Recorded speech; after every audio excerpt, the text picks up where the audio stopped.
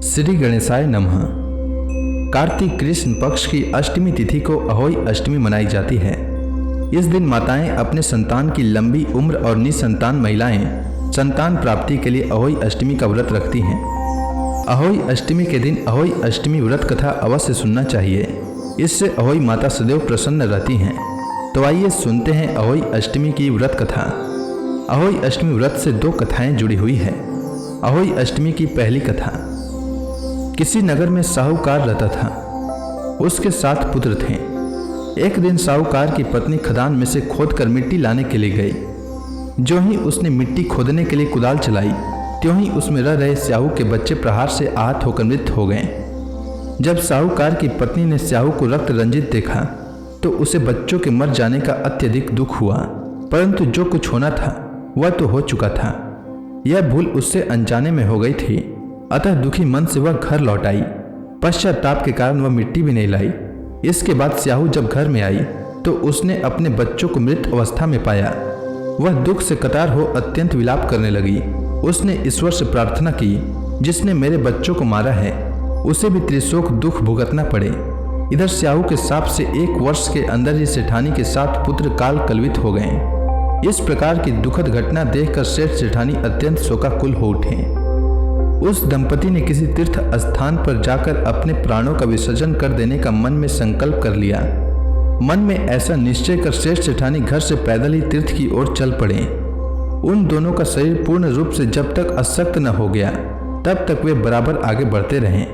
जब वे चलने में बिल्कुल असमर्थ हो गए तो रास्ते में ही मूर्छित हो पृथ्वी पर गिर पड़े। उन दोनों की इस दयनीय दशा को देखकर करुणानिधि भगवान उन पर दयार्द हो गए और आकाशवाणी की, हे सेठ, तेरी सेठानी ने मिट्टी खोदते समय अनजाने में ही स्याहू के बच्चों को मार डाला था, इसलिए तुझे भी अपने बच्चों का कष्ट सहना पड़ा। इसके बाद भगवान ने आज्ञा दी, अब तुम दोनों अपने घर जाकर गाय की सेवा करो और अहोई अष्टमी आने पर विधि विधान पूर्वक प्रेम से अहोई माता की पूजा करो। सभी जीवों पर दया भाव रखो, किसी का अहित न करो। यदि तुम मेरे कहे अनुसार आचरण करोगे तो तुम्हें संतान सुख प्राप्त हो जाएगा। इस आकाशवाणी को सुनकर सेठ सेठानी को कुछ धैर्य हुआ और वे दोनों भगवती का स्मरण करते हुए अपने घर को प्रस्थान किए। घर पहुंचकर उन दोनों ने आकाशवाणी के अनुसार कार्य करना आरंभ कर दिया। इसके बाद ईर्ष्या द्वेष की भावना से रहित होकर सभी प्राणियों पर करुणा का भाव रखना प्रारंभ कर दिया। भगवत कृपा से सेठ सेठानी पुनः पुत्रवान होकर सभी सुखों का भोग करने लगे और अंत काल में स्वर्गगामी हुए। तो प्रेम से बोलिए अहोई माता की जय। अब आइए सुनते हैं अहोई अष्टमी की दूसरी कथा। एक साहूकार के 7 बेटे 7 बहुएं और 1 कन्या थी। उसकी बहुएं कार्तिक कृष्ण अष्टमी को अहोई माता के पूजन के लिए जंगल में अपनी ननद के साथ मिट्टी लेने के लिए गई। मिट्टी निकालने के स्थान पर एक स्याहू की मांद थी। मिट्टी खोदते समय ननद के हाथ से स्याहू का बच्चा चोट खाकर मर गया। स्याहू की माता बोली, अब मैं तेरी कोख बांधूंगी, अर्थात अब तुझे मैं संतान विहीन कर दूंगी। उसकी बात सुनकर ननद ने अपनी सभी भाभियों से अपने बदले में कोख बांध लेने के लिए आग्रह किया, परंतु उसकी सभी भाभियों ने उसके प्रस्ताव को अस्वीकार कर दिया। परंतु उसकी छोटी भाभी ने कुछ सोच समझकर अपनी कोख बंधवाने की स्वीकृति ननद को दे दी। तदनंतर उस भाभी को जो भी संतान होती वे 7 दिन के बाद ही मर जाती। एक दिन पंडित को बुलाकर इस बात का पता लगाया गया। पंडित ने कहा, तुम काली गाय की पूजा किया करो। काली गाय रिश्ते में स्याहू की भाईली लगती है। वह यदि तेरी कोख छोड़ दे तो बच्चे जीवित रह सकते हैं। पंडित की बात सुनकर छोटी बहू ने दूसरे दिन से ही काली गाय की सेवा करना प्रारंभ कर दिया। वह प्रतिदिन सुबह सवेरे उठकर गाय का गोबर आदि साफ कर देती। गाय ने अपने मन में सोचा कि यह कार्य कौन कर रहा है, इसका पता लगाऊंगी। दूसरे दिन गाय माता तड़के उठकर क्या देखती हैं कि उस स्थान पर बहू झाड़ू बुहारी करके साफ सफाई कर रही है। गौ माता ने उस बहू से पूछा कि तू किस लिए मेरी इतनी सेवा कर रही है और वह उससे क्या चाहती है। जो कुछ तेरी इच्छा हो वह मुझसे मांग ले। साहूकार की बहू ने कहा, स्याहू माता ने मेरी कोख बांध दी है, जिससे मेरे बच्चे जीवित नहीं रहते हैं। यदि आप मेरी कोख खुलवा दें तो मैं आपका बहुत उपकार मानूंगी। गाय माता ने उसकी बात मान ली और उसको साथ लेकर 7 समुद्र पार स्याहू माता के पास चली गई। रास्ते में कड़ी धूप से व्याकुल होकर दोनों एक पेड़ की छाया में बैठ गए। जिस पेड़ के नीचे वह दोनों बैठे थे उस पेड़ पर गरुड़ पक्षी का एक बच्चा रहता था। थोड़ी देर में ही एक सांप आकर उस बच्चे को मारने लगा। इस दृश्य को देखकर साहूकार की बहू ने उस सांप को मारकर एक डाल के नीचे छिपा दिया और उस गरुड़ के बच्चे को मरने से बचा लिया। इसके पश्चात उस पक्षी की मां ने वहां रक्त पड़ा देखकर साहूकार की बहू को चोट से मारने लगी। तब साहूकार की बहू ने कहा, मैंने तेरे बच्चे को नहीं मारा है, तेरे बच्चे को डसने के लिए एक सांप आया था, मैंने उसे मारकर तेरे बच्चे की रक्षा की है। मरा हुआ सांप डाल के नीचे दबा हुआ है। बहू की बातों से वह प्रसन्न हो गई और बोली, तू जो कुछ चाहती है मुझसे मांग ले। बहू ने उससे कहा, 7 समुद्र पार स्याहू माता रहती हैं, तू मुझे स्याहू माता तक पहुंचा दे। तब उस गरुड़ पंखनी ने उन दोनों को अपनी पीठ पर बैठाकर समुद्र के उस पार स्याहू माता के पास पहुंचा दिया। स्याहू माता उन्हें देखकर बोली, आ बहन, बहुत दिनों बाद आई है। वह पुनः बोली, मेरे सिर में जुग पड़ गया है, तू उसे निकाल दे। उस काली गाय के कहने पर बहू ने सिलाई से स्याहू माता के सारे जुओं को निकाल दिया। इस पर स्याहू माता अत्यंत खुश हो गई। स्याहू माता ने उस साहूकार की बहू से कहा, तेरे 7 बेटे और 7 बहुएं हो। सुनकर साहूकार की बहू ने कहा, मुझे तो एक भी बेटा नहीं है, 7 कहाँ से होंगे। स्याहू माता ने पूछा, इसका कारण क्या है। तब उसने कहा, यदि आप वचन दें तो इसका कारण बता सकती हूँ। स्याहू माता ने उसे वचन दिया।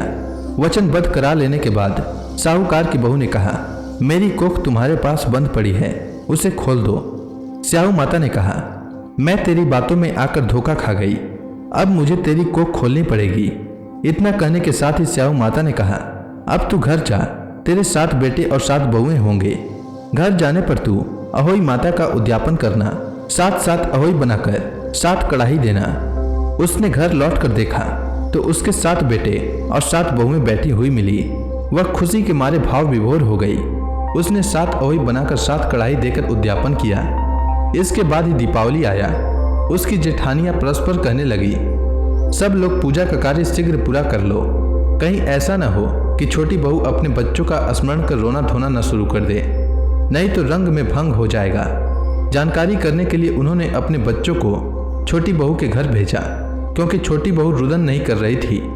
बच्चों ने घर जाकर बताया कि वह वहाँ आटा गूंथ रही है और उद्यापन का कार्यक्रम चल रहा है। इतना सुनते ही सभी जेठानियां आकर उससे पूछने लगी कि तूने अपनी कोख कैसे खुलवाई। उसने कहा, स्याहू माता ने कृपा कर उसकी कोख खोल दी। सब लोग अहोई माता की जय जयकार करने लगे। जिस तरह अहोई माता ने उस साहूकार की अभिलाषा को पूर्ण किया, उसी प्रकार इस व्रत को करने वाले और इस कथा को सुनने वाले सभी नारियों की अभिलाषा पूर्ण करें। तो प्रेम से बोलिए अहोई माता की जय। गणेश जी की कहानी। प्राचीन समय की बात है। एक गांव में एक गरीब और दृष्टिहीन बुढ़िया रहती थी। उसके साथ ही उसके बेटा और बहू रहते थे। बुढ़िया गणेश जी की बहुत बड़ी भक्त थी। वह प्रतिदिन गणेश जी की पूजा किया करती थी और गणेश जी को भोग लगाने के बाद ही स्वयं भोजन करती थी। एक दिन उसकी पूजा से प्रसन्न होकर गणेश जी उसके सामने प्रकट हुए और बोले, बुढ़िया माँ, तू रोज मेरी पूजा करती है, इसलिए तू जो चाहे वह मांग ले। तब बुढ़िया ने कहा, मैं क्या मांगूं, मुझसे तो मांगना ही नहीं आता। इस पर गणेश जी ने कहा, बुढ़िया माँ, तू जो चाहे वो मांग, नहीं तो मैं फिर कल आऊंगा। तब तू अपने बहू और बेटे से पूछ ले और फिर मुझसे मांग ले। यह सुनकर बुढ़िया अपने बेटे को बुलाया और अपने बेटे से कहा, गणेश जी ने कहा है कि मैं उनसे कुछ भी मांग सकती हूँ, तो बता मैं क्या मांगूं। तब उसके बेटे ने कहा, माँ, तू गणपति बप्पा से धन मांग ले। इसके बाद बुढ़िया बहू के पास गई और बहू से बोला, गणेश जी ने कहा है कि मैं उनसे कुछ भी मांग सकती हूँ, तो बता मैं क्या मांगूं। तब उसके बहू ने कहा कि माँ जी, गणेश जी से आप नाती मांग लें। तब बुढ़िया ने बहुत सोचा कि हर कोई अपने अपने मतलब की बात कर रहा है, कोई मेरे लिए सोच नहीं रहा है। चलो पड़ोसन से पूछ लेती हूँ, वो सही बताएगी कि मुझे क्या मांगना चाहिए। बुढ़िया अपने पड़ोसन के पास गई और पड़ोसन से कहा, गणेश जी ने कहा है कि मैं उनसे कुछ भी मांग सकती हूँ, तो बता मैं क्या मांगूं। मेरा बेटा कहता है धन मांग लो और बहू कहती है नाती मांग लो, तुम बताओ कि मुझे क्या मांगना चाहिए। तब पड़ोसन ने कहा, अरे बुढ़िया, तुझे तो कुछ ही दिन जीना है, तो धन और नाती मांग के क्या फायदा। तू अपने लिए आंखों की रोशनी मांग ले, इससे तेरी जिंदगी आराम से कट जाएगी। यह सुनकर बुढ़िया अगले दिन गणेश जी की पूजा करती है और उन्हें भोग लगाती है। तभी गणेश जी प्रकट होकर कहते हैं, बुढ़िया माँ बता तुझे क्या चाहिए। तब बुढ़िया ने गणेश जी से कहा, अगर आप मुझसे प्रसन्न हैं तो मुझे 9 करोड़ की माया, निरोगी काया, अमर सुहाग, आंखों की रोशनी, नाती, पोता और सभी परिवार को सुख दें और आखिर में मुझे मोक्ष दें। यह सुनकर गणेश जी महाराज मुस्कुरा कर कहते हैं, बुढ़िया माँ यह सब मांग कर तो तुमने मुझे ठग लिया, लेकिन वचन के अनुसार जो तूने मांगा है वह सब कुछ तुझे प्राप्त होगा। इतना कहकर गणेश जी अंतर ध्यान हो गए। बुढ़िया ने जो कुछ भी मांगा था वह सब उसे मिला। हे गणेश जी महाराज, जैसे आपने उस बुढ़िया माँ को सब कुछ दिया, ठीक वैसे ही हमें दें और सभी कथा सुनने वालों को भी दें। तो प्रेम से बोलिए गणेश जी महाराज की जय।